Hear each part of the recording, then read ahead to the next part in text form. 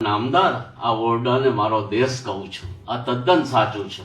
જેમાં એક પથારી પણ છે જ્યાં ટૂટીઓ વાળીને સૂઈ શકું છું. ફળફળાદીના સપના આવે અને ઊંઘનો કાચ તૂટી જાય પછી બિહામણા ઓળાઓ મારી પથારી આસપાસ કચરો ફંપોસતા દેખાય. હૃદય દ્રવી જાય. મારા ઓરડામાં રોટીના થોડા ટુકડા હોત તો સારું હોત. નામદાર, કંટાળો તો નથી આવતો ને? મારા ઓરડાની વાતોમાં બધી ગમત ઓરડામાં જ થાય છે. હા, મારા ઓરડાની એક ભીત ક્યારેક મોબાઈલનો મોટો સ્ક્રીન બની જાય છે. ઘણું ન જોવાનું જોવાઈ જાય છે. દરિયો અને આકાશ પણ દેખાય.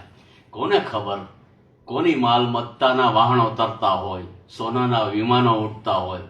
ક્યારેક તો મોટા માણસ ઠીંગુજી દેખાય ને નાના માણસો સુપરમેન. આવી ધડ માથા વિનાની વાત કેવી કોને? હું તો ખરેખર ગભરાઈ જાઉં છું આ અવસ્થાથી.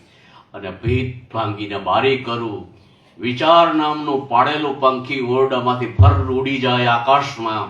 જંગલી સકરાઓ પાછળ પડે એની પાંખો કાપવા કરે. પાંખો એમ થોડી કપાય?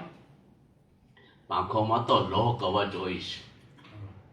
બારી બાર જોઉં તો કમઠાણ, કમઠાણમાં પણ કમઠાણ.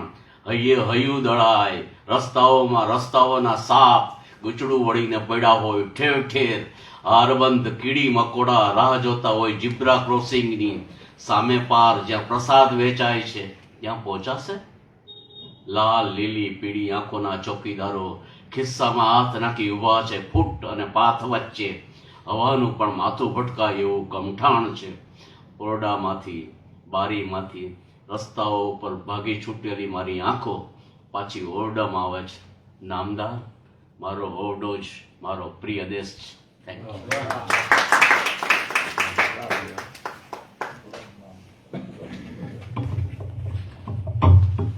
ખૂબ આભાર મહેન્દ્રભાઈ. ઘણા સમયથી મહેન્દ્રભાઈનો લાભ આ રીતે લેવાનો. આમ ઘણી બેઠકોમાં આવ્યા છે, બીજાનો પરિચય છે. એકવાર રમેશ પારેખની કવિતાનું રસ દર્શન કરે, પણ એમની કવિતાઓ એમના કંઠે આપણે ભાવીમાં નથી માણી, બીજે તો માણીએ છીએ. એટલે આજે એક સરસ યોગ થઈ ગયો અને કેવી મજા કરાવી હતી. અને કાવ્યને દરેક પ્રકારોમાં એમણે જે અદ્ભુત કામ કર્યું છે. આપણે ગર્વથી કહીએ કે ગુજરાતમાં આપણે ગૌરવથી મૂકીએ એવા કવિઓ આપણે રાજકોટ પાસે છે. એકથી ચડ્યા હતા.